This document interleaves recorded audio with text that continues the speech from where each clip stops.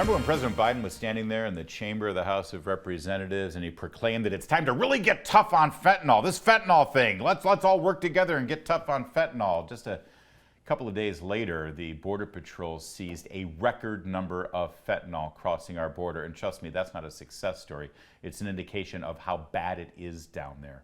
Joining us right now is Lora Ries. She's the Director of Border Security and Immigration Center over at Heritage and also the former Acting Chief of Staff at the Department of Homeland Security, which of course oversees our border protection. Ms. Ries, thanks for joining us. Larry, thanks for having me on. This fentanyl, everybody likes to say this. It's like every politician in this town says we got to do something about fentanyl, but it just doesn't seem like anybody's actually doing anything about fentanyl. No, you're right. And that would be because they would then have to admit that the border is wide open, and that's how the fentanyl is coming in. And this administration is not going to make that admission. Secretary Mayorkas of Homeland Security has repeatedly lied about the border being secure. And unfortunately, Americans suffer from it, whether it is in our young people dying from fentanyl or crime or threats for national security. Yeah, and I think what's most frightening to me about this, knowing how deadly this is, I've talked to families who have lost loved ones and children with just one. This isn't like somebody who has a big addiction or something. You try one pill, you're dead. And this big seizure, 180,000 pills on the border, last Friday. This was in one SUV. It was just in his car. It's 45 pounds worth. That's nothing. It's so small, and it can be so deadly and have such an effect. It almost feels like you'd have to completely shut down the border and inspect every car to actually get a handle on it.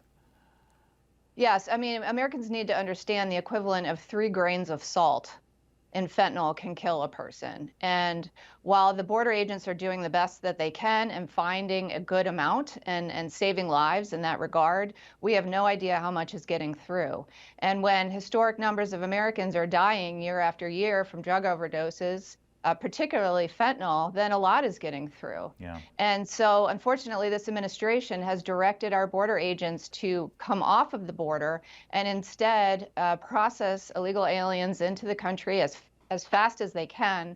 And so the fentanyl is getting through. I hear that all the time from people who used to work at the border or people who are currently, like Brandon Judd, who's with the Border Patrol now. He says, listen, these men and women who sign up for this job, for this gig, this is what they want to be doing. They want to be stopping the bad guys at the border. They want to be seizing all of these drugs, but instead it's like they're at the DMV now, just processing people and giving them their paperwork and telling them, yeah, show up for a judge for your amnesty hearing. And of course, they don't even show up for that. So that's a huge part of this, isn't it? It is. And the border agents, I mean, they themselves feel like they are travel agents, unfortunately. Yeah. And they feel like they are the last link in the chain of smuggling across the border. Ms. Ries, is this a uniquely American problem? Usually if there's a drug issue here in America, there's an additional, Western Europe, that sort of thing. Why is it just the U.S. that's dealing with fentanyl like this? Well, it's a combination. I mean, the precursor ingredients are coming from China, and China is sending those ingredients to Mexico, and the Mexican cartels are running the country of Mexico, and the cartels have operational control of our southern border. And so it is a deadly combination. You mentioned China here. I'm sure you saw over the weekend Senator Joni Ernst of Iowa made a pretty remarkable claim. She thinks China's doing this deliberately, doing it on purpose. And I have to say, China's an authoritarian state. Usually these drug countries are sort of countries with very loose government, like Mexico. They don't have a real strong central government. It's corrupt. Anything can be happening. And also it's usually, here close to the U.S. so they can get stuff. The fact that this is on the other side of the Pacific and China's an authoritarian country, if they wanted to control this stuff, you feel like they could. Do you agree with Senator Ernst, first of all, that this is actually a policy thing that China's doing to undermine and sort of infiltrate our country with another deadly weapon like fentanyl? Or is it just they're looking the other way and letting it happen? It's hard to argue that it's not intentional, given all of the vectors China is using to infiltrate the United States, whether that is setting up, small police stations throughout the U.S., buying land near our sensitive military bases, sending balloons over the U.S. to collect information, theft of intellectual property, the list goes on and on. And they used to send these directly, the ingredients for fentanyl directly to through our mail system. And when past presidents have negotiated to shut that down, Yeah. now it comes through Mexico. Yeah, and boy, China certainly knows how to game our system. All of this is going right to Mexico because they know.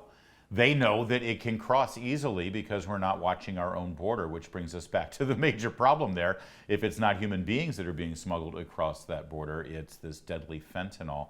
Let's get to the human aspect of it, though. The numbers are still remarkable. This last month, we're breaking records on the border. There doesn't seem to be any sign of it changing. Is it true that we don't really need new laws at all? The laws currently exist. It's just a question of the Biden administration and Secretary Mayorkas ignoring those laws? For the most part, yes. If they would simply enforce the laws that are on the books, that would go a long way. We do need some loopholes to be closed by Congress because this administration and the Obama administration have exploited those, whether it is asylum standards, and also a parole. Yeah. This administration is mass paroling in tens of thousands of illegal aliens into the country every year. That was not the intent of parole. And so Congress needs to fix a few small things, but beyond that, this administration is ignoring and refusing to enforce many laws on the books, let alone rolling back effective policies that the Trump administration used. Yeah. So if they would simply enforce the law and return to policies that we know work, that would solve a vast majority of the current problem. The fact that they're constantly saying that the border is secure when it obviously isn't, and they also say we're just picking up and fixing what the prior administration, the Trump administration, broke. The system was broken under Trump. That, if you actually take that at face value, what they're saying is securing the border and keeping these hundreds of thousands of people a month from crossing is a problem. It's almost like their solution is what we're seeing right now. This is how they think the border is supposed to function. Yes, they are executing their plan to a T. This was pretty much laid out when Biden was running for office on their campaign website. And Secretary Mayorkas of Homeland Security continues to repeat that their policy and their operations are safe, orderly, and humane, when we know that it is anything but. It is not safe for the migrants who are coming here. We have record numbers of migrant deaths. It is not humane when we have record numbers of unaccompanied children coming to the border, because Mayorkas has said, if you come to the border unaccompanied, you will not be turned back. And it's certainly not orderly. It is the exact opposite. It is chaotic. And so they just keep putting Americans last. We only have a minute left here, Ms. Ries, but we saw Governor Abbott of Texas sending multiple illegal aliens to New York, Chicago, Washington, D.C., and suddenly, you saw Mayor Eric Adams of New York say, oh my gosh, this is really a problem. But boy, nothing got the headlines like Governor DeSantis sending illegal aliens to Martha's Vineyard. That really got under their nerves. Florida legislator just passed a bill that would make freed up money for DeSantis to do even more of that. Is this what needs to be done? Is that the only way to actually get this to change, is to put this problem in the elite's backyard in Martha's Vineyard? Well, it puts a spotlight on it, and this administration does not like the bad optics. That's why those illegal aliens who were sent to Martha's Vineyard within 48 hours were removed. Yeah. Because the cameras started to show up, and that's what the administration doesn't want. If we want to truly solve the problem, you have to prevent illegal immigration in the first place, which means stop telling people to come to our border and seek asylum. Stop telling your unaccompanied children that we'll let you in. And prevent it from the get-go, and then we don't have to spend the money to transport these people all over the country.